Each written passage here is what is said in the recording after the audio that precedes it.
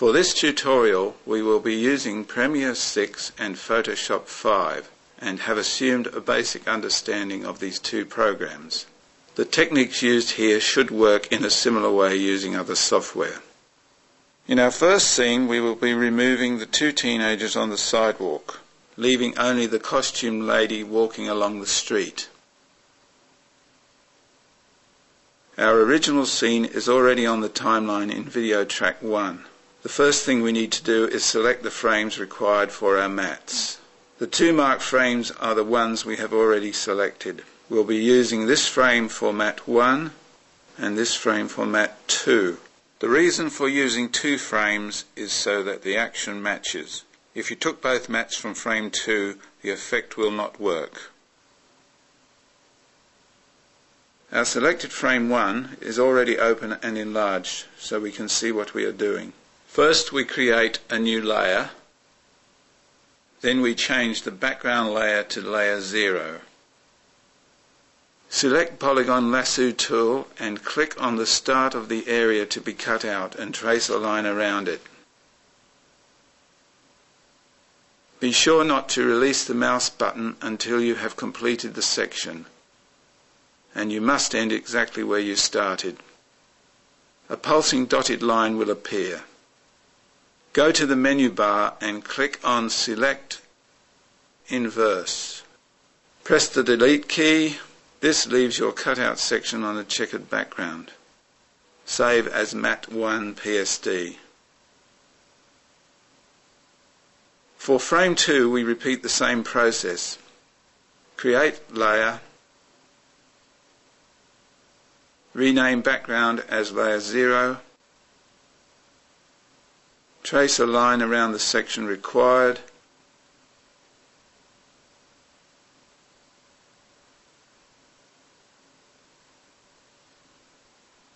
Select Inverse.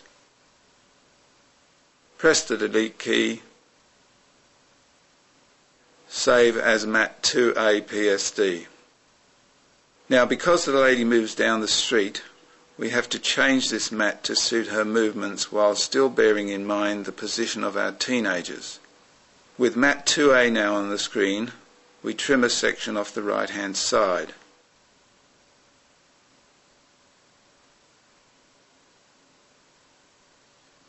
Press the Delete key and save as Mat 2B PSD. With Mat 2B now on the screen, we trim a bit more off the right hand side. Press the Delete key and save as Mat 2C PSD. Our four mats have already been added to video tracks 2 and 3 on our timeline. Now we have to make our mats transparent. Click on any mat, press and hold down the Control key, then press the G key. In the pop-up Transparency Settings window, select the blue icon with the curled corner. Then select White Alpha Matte from drop-down list. Click OK. Repeat this for the other three mats, then render.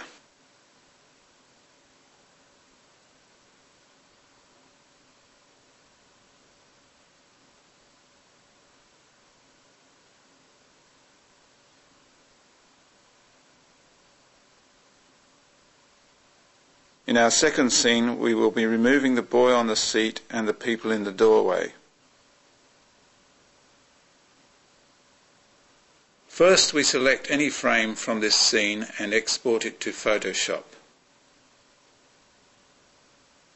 Because we do not have a clean frame, we need to create one by painting out the people.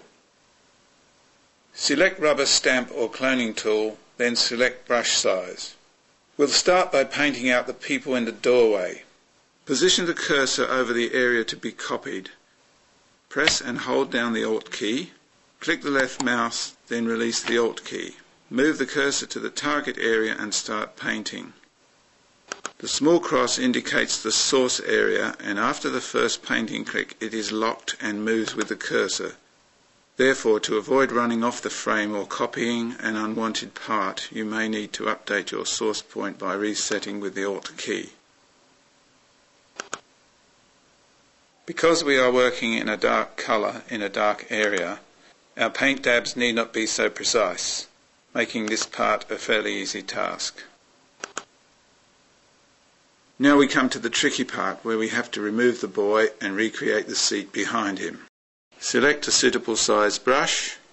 Position the cursor over the area you want to copy. Hold down the Alt key, left-click the mouse, then release the Alt key. Move the cursor to the painting area and click once. Repeat this process for each new copy point as required. As we are stamping down exact copies of the source area, the cursor must be correctly lined up, otherwise a displacement will occur. If the image doesn't line up, you can undo it by holding down the Control key, then pressing the Z key. Reline the cursor and stamp again. As you can see, this will take some time to complete, so we will jump ahead. Now we have a clean frame, we can work on our mat. First create a new layer, then change background to layer 0.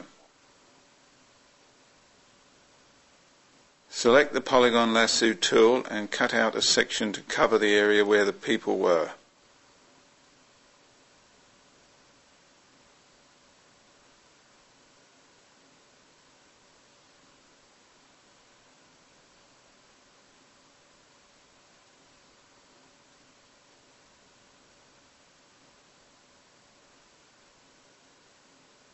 Select Inverse.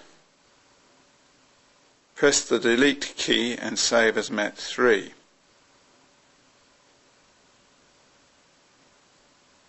Place Mat 3 on video track 2 and drag out to length of scene. Press and hold down the Control key, then press the G key. In the pop-up transparency settings window, select the blue icon with the curled corner. Then select White Alpha Matte from drop-down list. Click OK and render.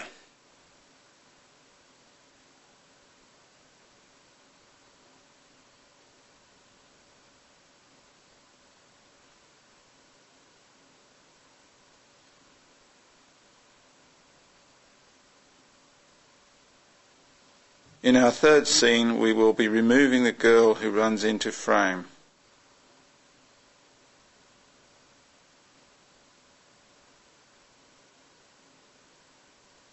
On video track 2 we have the part of the scene where the girl has entered the frame. Directly below this on track 1 we have the part before she enters the frame.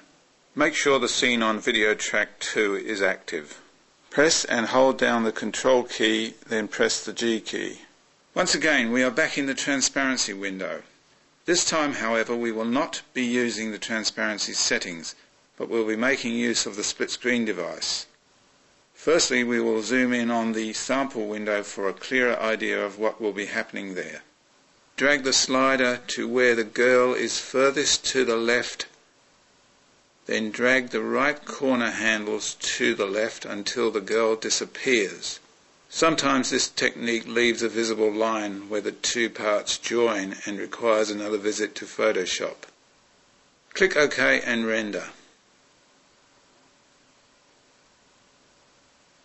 One of the best aspects of shooting digital is that you don't have to do all your effects in one go. Our 3 rendered scenes have been exported to a DV tape, recaptured, and have now been color graded and a 50% slow motion effect added to each.